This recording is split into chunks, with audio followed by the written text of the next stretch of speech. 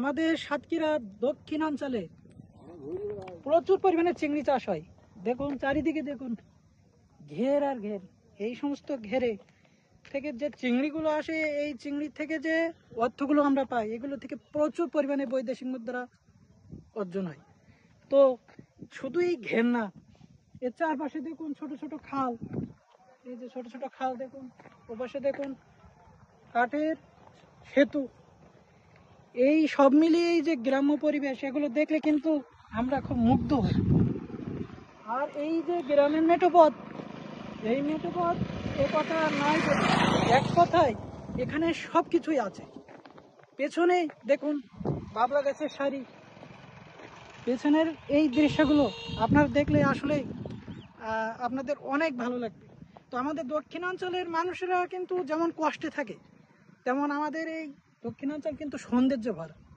এই সৌন্দর্য আমরা যত উপভোগ করব, ততই কিন্তু আমরা মানসিক শান্তি পাবো।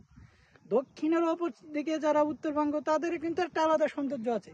আমি তুলে ধরলাম আমাদের দক্ষিণ অঞ্চলের সৌন্দর্য। তো এই সৌন্দর্য আপনাদের কেমন লাগলো সেটা অবশ্যই কমেন্টে জানাবেন।